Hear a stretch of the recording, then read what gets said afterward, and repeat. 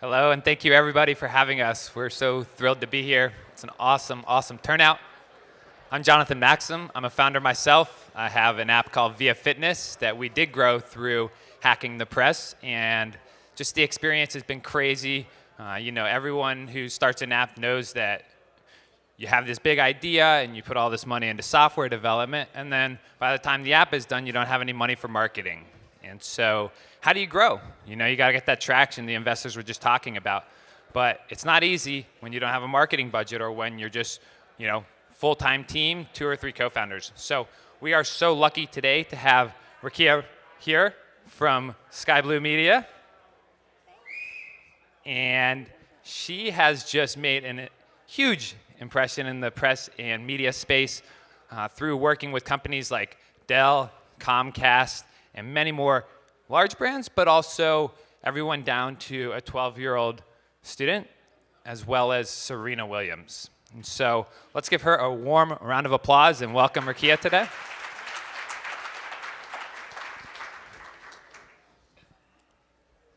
Hi, everyone. Thank you so much for having me. I get easily distracted, which is why I was looking around. I was just going to ask if we can close those doors in the back, just because I'm one of those kids, those ADD kids that gets easily distracted.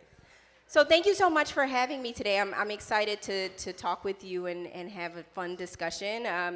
Just a little bit about me. I can tell you guys about Sky Blue Media. We're a multimedia communications agency. Our verticals are lifestyle, technology, and nonprofits. So in the lifestyle space, we work with top models like Ashley Graham. We work with Serena. We've been working with Serena Williams now for about 4 years on her brand for HSN, her athleisure brand. And our youngest client is a 12-year-old social activist that we worked with since the age of 9 to disrupt the literary space. But we've worked with, large companies like Dell and their small business division, and working with them on native content storytelling. We also have worked on campaigns with Comcast for internal and external communications.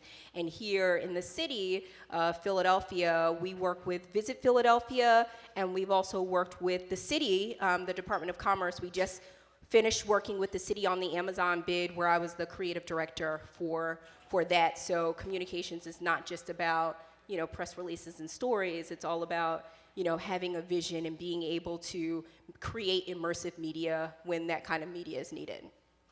That's amazing, and we really respect you for the work that you've done. And I guess that's a great place to start off.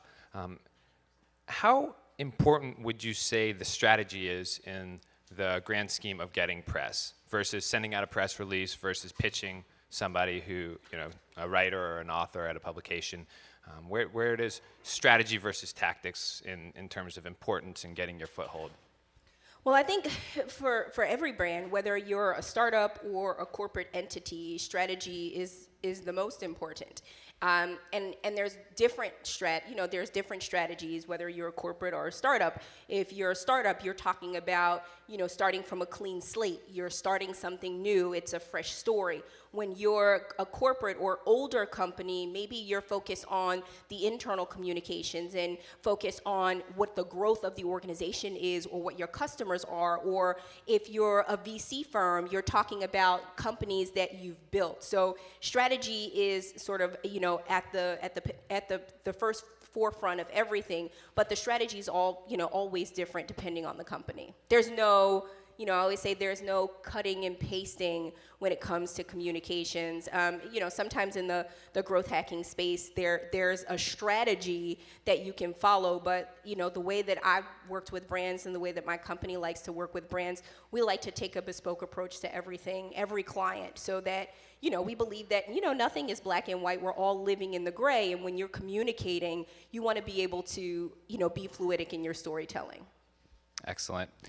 And now, would you say that you have a process or a proven system that you use to get press for your own company or for your clients? Or is that more fluid, like you had alluded to? I think, there's always a process. And, because we work with all of these different verticals, our process is different for lifestyle clients, it's different for nonprofit clients, and it's different for personal brands that we work with. I mean, if we're working in the lifestyle space and we're working with personal brands, we may focus on, building that person as an authoritative thought leader. So having them publish their own content or becoming a contributor to, TechCrunch or an entrepreneur or, a Fortune, or maybe getting a contributorship to, Forbes. But if we're focused on, a corporate company, we might say, okay, the storytelling is going to be a little different. We're going to see if we can get a regular column with one of your CEOs. Or if it's a startup, we might do more of the experiential marketing and really create a strategy of a steady stream of news, or leaving, the little pieces of, Hansel and Gretel breadcrumbs when it comes to building the digital footprint. Excellent. And I know that we have a lot of founders in the audience today, and I think a good starting point would be for them, most of them are engineers or designers like myself, where, they come from something completely other than press or marketing. And what would you say is a good starting point or a good foothold for founders to get their start in growth hacking the press? Yeah, I think, a lot of startups or people that are just getting into the press space, they think that, press releases are the way to do it. If we send out, 1 or 2 press releases per month, we're going to build our brand, we'll gain visibility. But in this sort of overcrowded, sort of blurred market, and because of media publications and their budgets being cut, people are getting, hundreds and hundreds of emails a day. When I talk to friends at Entrepreneur or Forbes or Fortune, they are looking for people that, one, they have a relationship with and they know can be a resource to them, that can essentially do their work because they're on deadline, they have these stories to write, and sometimes they want to cut, copy, and paste.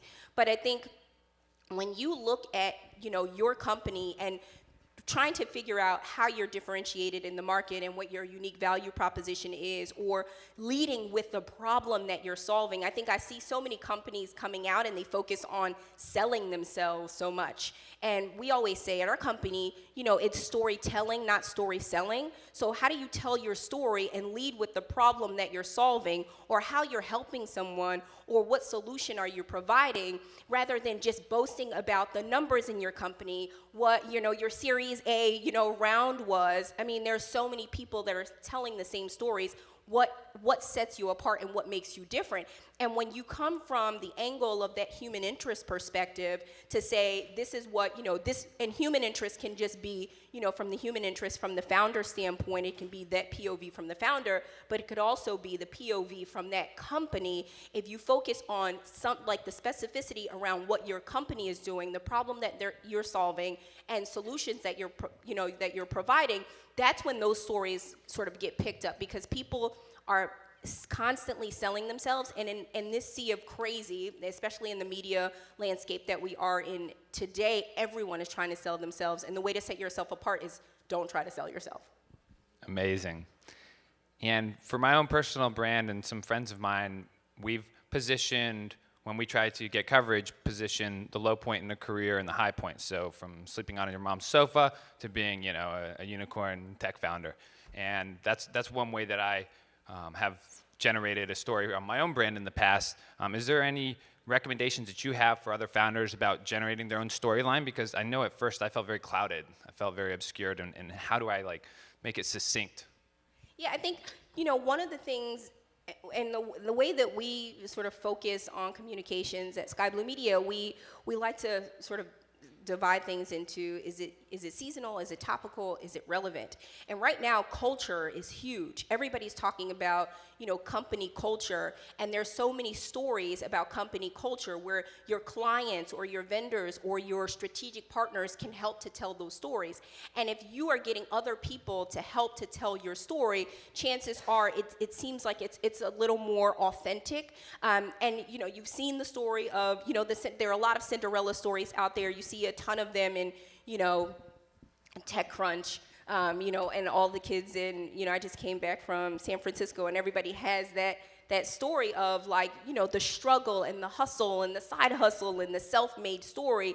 And we're in a sea of self-made stories right now. Everybody is self-made. I think when you can focus on, the builder portion of it, building the company, what your company culture looks like, and then identifying those publications that you want to have an ongoing relationship with. People like to see sort of, I used to be a television producer, so for me it's always like, what does season 1 look like, and then what does season 5 look like? So how do you build those episodic moments up? So, and people love success stories. Once you say one story, you can go back to the media in 6 or 7 months to say, and here's where we are now. I remember you wrote this story about us, or you mentioned something about us 6 months ago. Here's another story for you just to show growth. And for, for editors and for journalists, for them, it's like, they're helping, they're inclusive, and they want to be a part of something. For them, it's like, okay, I'm contributing to the growth or the impact of this company. So I would say some of it is relationships,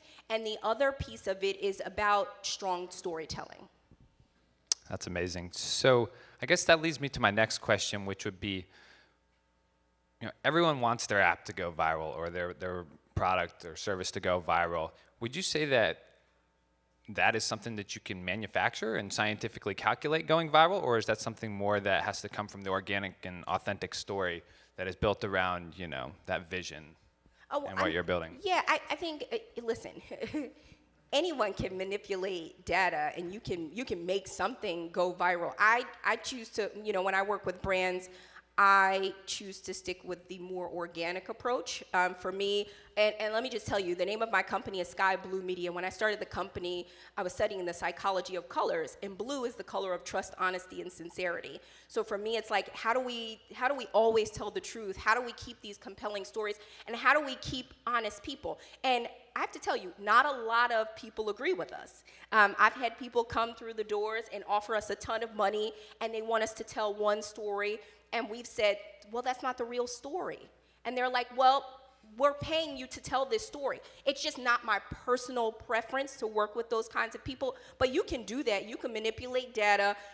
There is a tried and true, if you study data, or you study, back-end analytics, you can manipulate pretty much anything if you want something to go viral. I just choose to not work that way. I'll tell you, one of our clients, the 12-year-old social activist that we worked with, when we looked at her story, she was like 9 years old, and she said to her mom, I want to do something.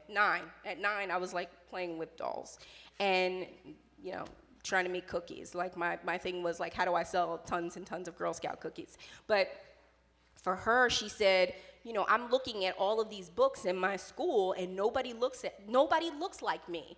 And her mom, I was working with her mom on her nonprofit, and she said, well, what do you want to do about it? And she said, well, can we call Miss Rakia to help us with this? Because I'm reading all of these books, and true story, she was like, all I'm reading about is white boys and their dogs. And I said, well, that's honest. That is an honest statement. And if you want us to pitch a story around you being tired of reading about white boys and your dogs, we'll pitch a story. We pitched that story on Fox, and we knew why we were going to Fox to pitch that story, and the story went viral. Some press was not the press that we wanted to get, but it then turned into, Ellen DeGeneres and her company, and her producers contacting us saying, how do we help you grow this story? Now, everybody knows if you go on Ellen or you do something with Oprah, that is the way that you can grow things. And we chose to say no to Ellen because we wanted that organic story first, and then go to Ellen after we focused on the local and regional approach, and then we took it national. But you can manipulate anything, especially with social and digital and B2B marketing, but our preference is to do it organically. It's amazing use of boundaries, setting a strategy that cuts off certain options in exchange for a long-term vision, which I think is critical. So thank you for that. Now, when it comes to getting press, what would you say the craziest way that you've gotten press is, and would you do it again? I think that was the probably the craziest way. I mean, I was a little nervous at first to put a 9-year-old on TV, being super honest, especially in the climate that we're in right now, saying that she was tired of reading about white boys and her dogs, but her mother was fine with it, and I thought it was a level of authenticity that we hadn't seen in kids. So I think that was probably by far the one of the more disruptive ways that we've gotten press. I wouldn't use crazy, I would say disruptive. I've also worked with, a plus size model that we started working with when she had 80,000 Instagram followers, and now she has about 5.3 million followers online. And the strategy there was to take bold statements and put them online and stop using words like plus size and start using words like body activist. So when we started working with her, it was really defining language and looking at hashtags that were searched the most and looking at what the conversations were online and letting that research inform our approach, using social listening tools to say, what are people saying out there? How are people feeling? What's the empathy right now? I think sometimes when we're looking at stories, we're not looking at empathy, we're not looking at feeling, we're looking at how many clicks is it going to get? What's the measurable outcome? How many media impressions are we going to get? But we're not looking at how is this going to make someone feel? And I think that as we start getting more and more into, artificial intelligence and data scientists partnering with communications agencies saying, we want to build your social listening practices so that you can inform that research to go into communications plans, then we're going to start to see a shift in media. We might see a little more honest storytelling. I'm excited for those moments, but I think in terms of like crazy and disruptive, I think it's being as honest as possible, and that's what turns into the crazy. Yeah, it's pretty funny that candor can be classified as crazy. So I guess that really probes at another big question that I think we as founders share a lot, and that's like, is any press good press? Is there a negative experience or an event that seemed negative at the time but turned out to have a positive outcome? And did you kind of shift that to a positive outcome? Just from your experience working in the press? I mean, because of the clients that we have, we're always looking out to make sure that someone hasn't said the wrong thing. And when you work with founders that are really passionate about, what they do and their companies, sometimes passion turns into, let me say something right away, let me be the first person to say it, let me say something and let me be loud and proud and let me ring the alarm, so to speak, so that this person can focus on me. That sometimes makes me nervous because I always think about how do you clean those things up. I actually come from crisis communications, and that's not my favorite. That's not my favorite to do. So I think it's being able to. I would say one of the things that I like to do is to just set up systems where we have the social listening side, and then we have processes in place so that we're well informed when we're going into those situations. Okay, and when it comes to founders trying to get new press, is there any tips or tactics that you can give for pitching writers and authors and people that you want to get in contact with to share that story better, maybe like a follow-up process or like a template for outreach, things like that? Any tips and tricks? Yeah, I think there are a couple of things.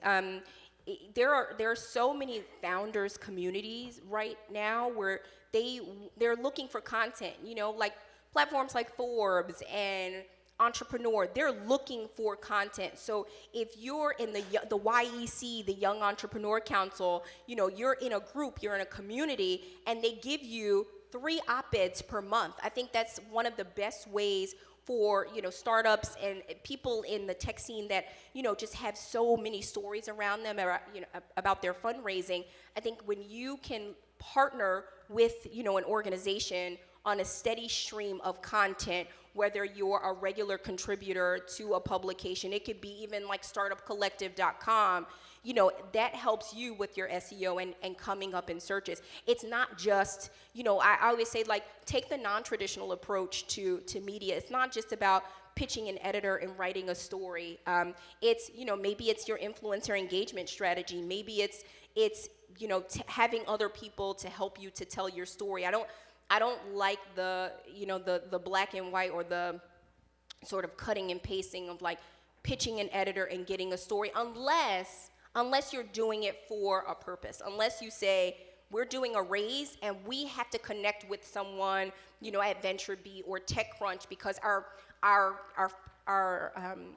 VC company, they read that, and for us, it's going to look good. Now, we've had companies come to us and say, we have to close a round, it has to be 4.5, and we know the VCs read TechCrunch. So we might say to them, well, you might want to take an op-ed approach, or if this needs to be guaranteed, you might want to take a paid media approach. So it all depends on your strategy. So there's paid, there's owned, and there's earned. And I think when you can look at what your strategy is, from the paid space, the owned space, and the earned space, then you have a much greater trajectory. I think when you look at strategies, some of us are all over the place. We're like, we want paid, we want owned, and we want earned. And I think that if you just take one sort of linear approach, again, when you have certain goals in mind, I think you have a better outcome. Excellent. I was just going to ask, so when it comes to paid, earned, or owned media, they all have a different utility? Excellent. Awesome. And from my personal experience growing via fitness, we were able to get a foothold press-wise. We got featured in Forbes and some other big publications by me being a contributor.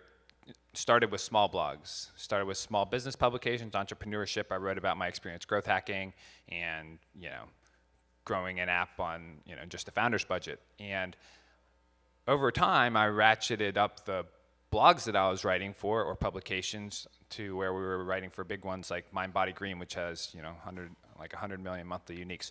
So where does becoming a contributor at publications play into the founder story? Is that a distraction from your job as a founder, as a CEO, or is that something you would recommend?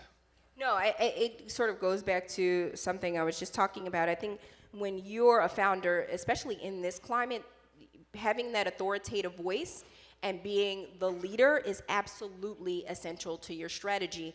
People are looking at, more and more people are looking at the hands behind the brands, and they want to know what the thought leadership is of that founder. How did you, people want to know. From a documentary standpoint, everybody wants to be a fly on the wall. Take that verite approach. So it's how did you do what you did? And that's your unique value proposition. That is your human interest perspective. So if you can partner with a publication, again, you don't have to shoot for, the Forbes of the world, or you can, but there are so many smaller blogs out there. Again, I would recommend, the Forbes Agency Council, because they have maybe about 50 publications under their belt where you can go in and you can say, here's a thought that I have, and it's 500 words, and they'll say, well, this will fit up with intern.com or the Startup Collective or the Business Collective, and they help you to figure out where your stories are. There's another online resource, Influencer & Co., and Influencer & Co. will help you if you have all of these thoughts and you want to make sure that you're authoring articles. It helps to dissect where your story should live. So I always recommend, for people that don't want to retain a big agency, to start off with these smaller groups that are looking for content, because again, they're crowdsourcing the content and you're contributing to that. Yeah, excellent. Like if you're an influencer, you're driving all that traffic to the publication site, so they're eager to get that traffic anyway. So by being a thought leader. And everybody, sometimes we use the word influencer. We think that these are people that have, 1 million followers. Right now, the best influencer is the micro influencer. That's the person that has 200 to under 10,000 followers online. So that is the sweet spot for everyone. So if you're a founder and you're like, well, I only have 300 followers online, you look at your engagement. Maybe you're having great conversations online, but your following is low, but you are at the sweet spot of what's happening right now. Now, this may change in another 2 weeks or so, but the micro influencer is where everybody's looking right now, especially the business micro influencer. Yeah, if it's your niche, you're the expert, even if it's the smallest niche in the space. And I think you said something really important earlier. They want to know the hands behind the brand, right? I think it's a great term because even if you feel like you don't have any storyline as a founder, you could just write about your experience. I mean, I just wrote about my experience, like of designing a user experience, which is like kind of like the most boring part of designing an app. You know, you're doing research and like making wireframes, and people shared the story. So I think, you know, just writing that experience, literally documenting your thought process behind how you achieve certain milestones is a great place to start with story. So that's excellent. We just have a few more minutes here, and I would love to source some questions from the audience about hacking and the press and how we kind of 10x instead of 2x. Is there anyone who wanted to ask a question?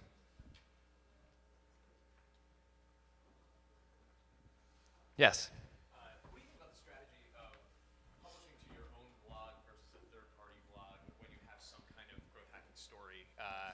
Sure. What do you think about the question of if you think you've uncovered a unique storyline or perspective that might get picked up in a broader sense, publishing that to your own blog and having ownership of the content and inbound links to your asset, or trying to partner with somebody like Forbes that might be willing to publish it and kickstart it, but then you lose ownership over the primary source that it becomes? That's a great question. I think when you partner with a third party, obviously it's going to have more eyes unless you have, you know, a top-ranking blog. And a lot of those, you know, third-party publications want exclusivity, so they want to see it first. But then they also want you to say on the back end that you will be publishing it on your own blog. But I think when you publish with a third party, you should always pay attention to the call to action at the end, and that CTA should be directing people to your web, to your website, to your blog, because at the end of the day, that's what you're trying to do. You want to gain more visibility on your property, on your site, on your unique assets. So I think, you know, in some cases, it is best to do that, but always keep in mind that publications want exclusivity, but they want you to know, they want to know that you're supporting it, you're behind it. If you believe in it, you're going to be publishing it on your own site, but you can tell them that you're giving them the first right and the exclusivity and publish on their site, and then the CTA will go to your site, and then you'll be publishing it on your site after it goes to theirs. One more question? No, it's okay. I was curious to know how you, not necessarily engage, but how you enable the micro user or the micro influencer to enable your brands. Like, how do you bring that, how do you enable that micro user or micro influencer, I'm sorry? How do you enable them, or how do you engage with them? Well, not engage, actually enable them so they actually, you know, up your brand or whatever you're trying to work with them on. Yeah, so we do a lot in the influencer engagement space, and in order to, like for Dell, for example, we worked on a native content storytelling series, and we focused just on the micro influencer. But what we did was we built out language for them in order to post on their platforms and to create dialogues on their own platforms. So when you equip people with the right language, so we call it an influencer toolkit or social media toolkit, you're giving them the best times to post, the best times for engagement. You give them very, very specific language, and you give them very specific hashtags. So when in order to enable them, you have to equip them with the right language. And they actually appreciate that. You know, when you say to someone, I want to invite you into our brand, and we want to help, you know, we want you to help to execute this campaign, people really want to be able to cut and paste. I saw a celebrity who was a part of an influencer engagement strategy, and he cut and paste exactly what somebody told him to write, but at the top of the email it said, here is your caption, please write this. He actually cut that out, posted it on his platforms. So you have to also create a dialogue and a relationship with them and say, like, this is the copy, this is the hashtag, this is the best time to post, and this is how we want you to engage with your community. Because with the micro-influencer, it's really about building trust, and it's trust within their communities, because your community may not be trusted, so it's not yet. You're building that trust because you're starting from a clean slate. So with that micro-influencer, what you're doing is saying, this is how you can talk about my brand to your trusted community, and here's the type of language that we use for our brand, but this is how you synthesize it with your community. Hi, my question's actually directly related to that point of engaging with those social media influencers. We're creating a digital influencer strategy right now for launch, and we've identified the microbloggers, and we're putting together that influencer press kit. But we've been having a lot of conversations about how to actually sustain those relationships, so they're not just doing a giveaway or getting some monetary compensation for doing a post about you or doing 3 posts about you, but rather they're writing about you for years and actually become a part of your tribe. So do you have any points to sustain that? Yeah, so in working with a destination marketing organization who wasn't necessarily putting out a product, we were selling more of a lifestyle and an experience. We wanted to create those long-term relationships with the influencers. And sometimes you can't go to platforms like Obviously or Julius to get these influencers, because for them it's one-offs. It's like, I'm writing about this, I'm gonna do hashtag ad, hashtag spawn, I'm one and done. Here are my click-throughs. I'm getting, 57 cents, per click or per like, however it's being measured. In those cases, I would say scale back how many influencers you're working with so that you're creating more of an experience for them. So many brands think that they have to work with, a huge global company came to us, a credit card company, and they wanted to work with 100 influencers. And I said, well, why would you work with 100 influencers when you can't create conversations, ongoing conversations with them all of the time? And you look at it, when you have a dinner party, for example, how many people do you want at your dinner party? How intimate do you want your dinner party? And if you can talk to 10 people at your dinner party, that's how you measure it. So I say, how many people do you want in your dinner discussion at one time? And sometimes the smaller amount of people can create a larger impact. And when you are creating a press kit or a digital footprint or a digital strategy, it really comes down into those ongoing long-term relationships, because you want to be able to call them every once in a while to say, hey, we have this thing going on, we'd love for you to post about it. Or, hey, I saw that you were posting about this on Instagram, can you increase your frames by 3 and talk about something that we're doing? So I would say scale back the influencers. It's not just the number, it's not the big number that makes sense. It's creating those smaller, sustainable, long-term relationships. Excellent. Let's give Rakia a big round of applause.